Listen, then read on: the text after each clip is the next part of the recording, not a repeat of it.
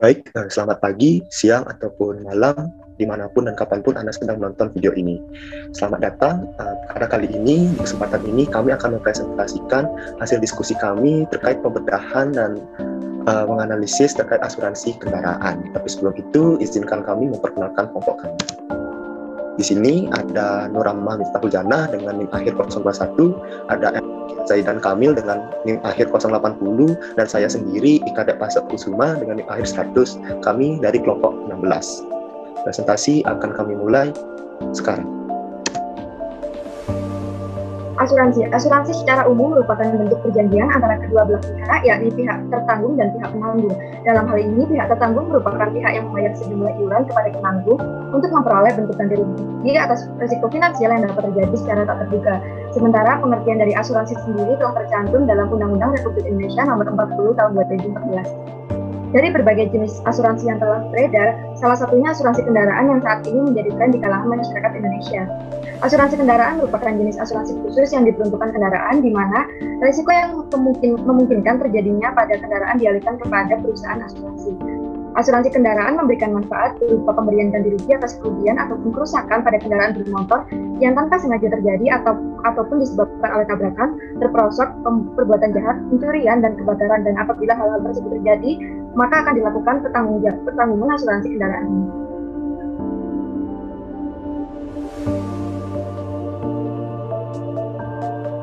Yang selanjutnya adalah manfaat asuransi kendaraan.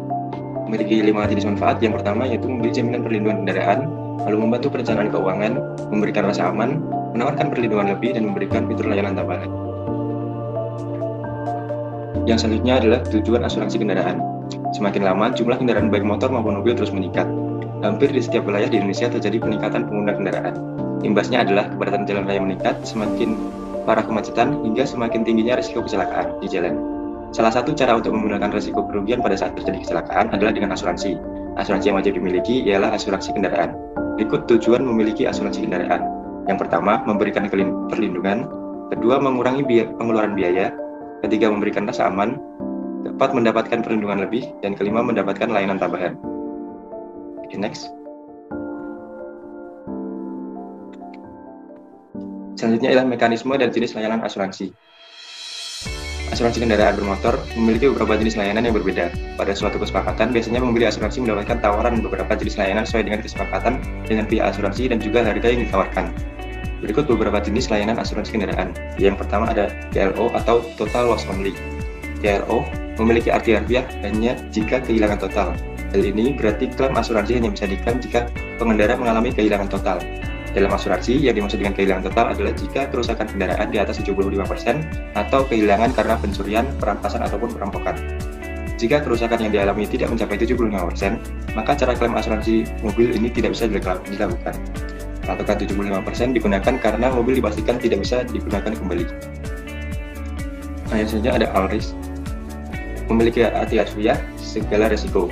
Ini merupakan cara klaim asuransi yang mana pihak asuransi akan membayar segala jenis klaim kerusakan yang terjadi pada kendaraan, mulai dari kerusakan ringan, kerusakan berat, hingga kehilangan sekalipun, dengan membayar premi rutin yang telah ditetapkan pihak asuransi.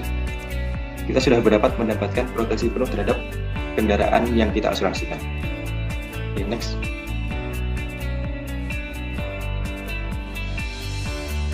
Asuransi Garda Auto dikenal sebagai asuransi mobil dengan manfaat polis terlengkap, menyediakan layanan bagi membeli bengkel, memiliki garansi suku cadang asli, serta asuransi mobil yang mengkhususkan 2 jenis pertanggungan, yakni asuransi mobil komprehensif Garda Auto yang memberikan jaminan kerugian atau kerusakan kecil hingga total yang diakibatkan oleh semua risiko yang menjamin dalam polis termasuk akibat pencurian dengan tambahan fitur dan layanan yang lebih lengkap. Asuransi jenis ini memiliki perhitungan premi 2,55% dari harga mobil. Yang kedua adalah asuransi mobil Total Loss Only Garda Auto, yang dikhususkan untuk memberikan jaminan finansial atas kerugian atau kerusakan yang sangat parah dengan tingkat reparasi mencapai sama dengan atau lebih dari 75% dari harga kendaraan saat sebelum kerugian serta kehilangan akibat pencurian. Asuransi jenis ini memiliki perhitungan premi sebesar 0,84% dari harga mobil. Next. Berikut merupakan mekanisme pendaftaran asuransi mobil di Garda Auto adalah sebagai berikut. Yang pertama adalah melakukan pendaftaran dengan mengisi data diri dan kendaraan, serta melengkapi semua dokumen yang dibutuhkan. kemudian melakukan pembayaran dengan metode yang telah ditentukan, kemudian mengaktifkan polis dengan melakukan survei kendaraan di lokasi pilihan. Selanjutnya adalah polis elektronik dikirimkan via email maksimal 1 kali 24 jam setelah persetujuan survei. Next. Kemudian di sini terdapat mekanisme klaim asuransi. Yang pertama adalah mekanisme klaim asuransi dapat dilakukan dengan berbagai cara. Salah satunya adalah melakukan cara dengan mengunjungi situs atau website dari Garda Auto dengan download aplikasi Garda Mobile Autocar dan kirim laporan kerugian melalui fitur Garda Auto. Kemudian surveyor akan melakukan pemeriksaan kerusakan dan menentukan rencana perbaikan, dan hasil survei akan diproses dan Anda akan mendapatkan SPK. Kemudian bengkel akan langsung melakukan perbaikan berdasarkan surat perintah kerja atau SPK yang telah dibuat. Next. Yang selanjutnya adalah asuransi mobil Adira Autosilin, yang merupakan asuransi mobil yang memberikan jaminan terhadap mobil berupa komprehensif atau jaminan total loss only dengan biaya premi berbeda-beda tergantung dari produk yang dipilih. Emergency Roadside Assistance, Autosilin Mobile Claim Application, serta Autosilin Mobile Service merupakan beberapa fitur cetusan dari Adira Autosilin yang dapat semakin mempermudah nasabah dalam penggunaan layanan. Berikut merupakan jenis pertanggungan dari Adira Autosilin. Yang pertama ada Adira Autosilin TLO, yang merupakan penggantian atau jaminan proteksi jika kendaraan mengalami kehilangan atau kerusakan lebih besar dari atau sama dengan 75% dari harga pasar kendaraan. Selanjutnya adalah Adira Autosilin Komprehensif, yang akan memberikan jaminan ganti rugi atau biaya perbaikan atas berbagai risiko yang mungkin dapat terjadi pada kendaraan. Adira Autosilin Hours ini dibatasi, yakni maksimal hanya dapat mengcover mobil dengan usia maksimal 8 tahun saja. Hal ini menjadikan Adira Autosilin Komprehensif jenis ini cocok untuk mobil baru saja.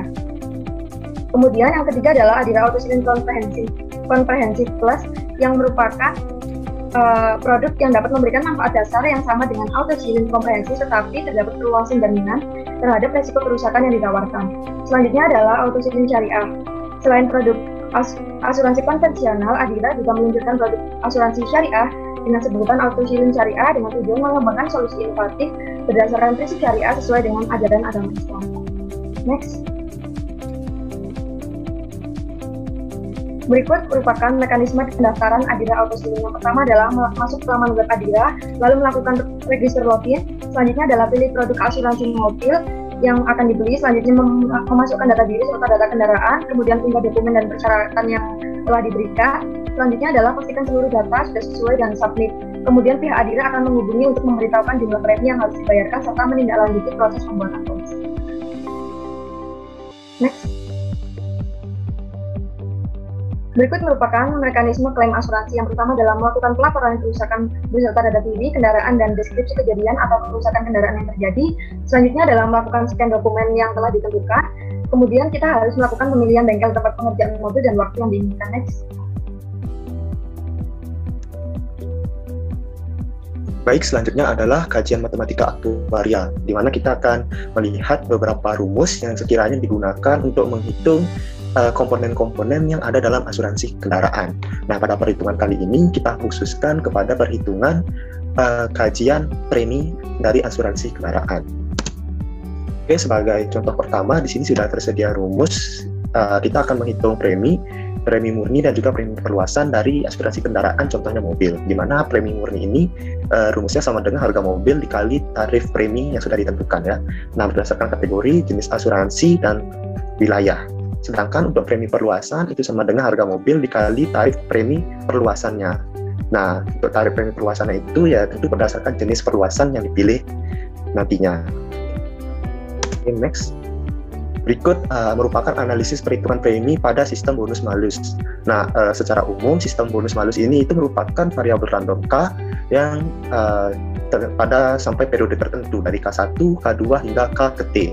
Nah, yang mengikuti fungsi masa peluang di mana FK dengan parameter theta. Dengan theta adalah parameter yang kita tidak ketahui. Parameter theta ini kita peroleh dari variabel random distribusi prior yang diberikan. Nah, untuk variabel random K-nya sendiri itu kita asumsikan identik independen. Nah, rumus untuk premi pada sistem bonus-malus dihitung dengan menggunakan rumus seperti berikut.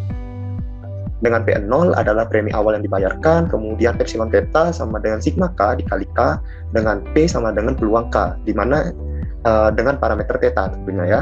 Kemudian F theta adalah distribusi prior, dan F theta dengan parameter K itu adalah distribusi posterior. Baik, selanjutnya kita akan ke penelitian yang kira-kira bisa dikaitkan dari asuransi kendaraan dengan beberapa metode statistika. Nah, kelompok kami menggagaskan suatu ide di mana penelitian terkait statistika pada asuransi kendaraan bisa berupa analisis faktor yang mempengaruhi besar premi pada PT asuransi kendaraan motor atau mobil tertentu dengan metode regresi non-parametrik direct Fourier. Nah, sebenarnya untuk metode regresinya sendiri bisa banyak ya. Nah, kenapa kami memilih regresi non-parametrik? Karena regresi non-parametrik tidak memerlukan banyak syarat seperti pada regresi parametrik dan bersifat lebih fleksibel terhadap data. Nah, harapannya hasil penelitiannya ini dapat diharapkan mampu memprediksi besar premi suatu asuransi kendaraan yang sekiranya nanti kita teliti berdasarkan faktor-faktor yang sekiranya juga memberikan pengaruh yang signifikan terhadap model dan hasil analisis. Baik, selanjutnya kesimpulan. Nah, jadi asuransi kendaraan sebenarnya merupakan asuransi umum ya.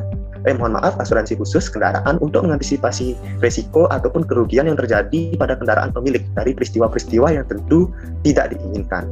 Nah, secara sederhana, asuransi kendaraan ini memberikan manfaat berupa ganti rugi atas kerusakan pada kendaraan motor atau mobil seperti tabrakan, pencurian, bencana alam, dan lain-lain yang sudah pasti ada prosedur-prosedur tertentu untuk mendapatkan ganti rugi tersebut. Yang kedua, penelitian terkait penggunaan statistika pada asuransi kendaraan bisa berupa menganalisis besar premi yang dapat dilakukan dengan analisis regresi. Baik, terima kasih. Sekian untuk presentasi dari kelompok kami. Apabila ada salah kata, kami mohon maaf.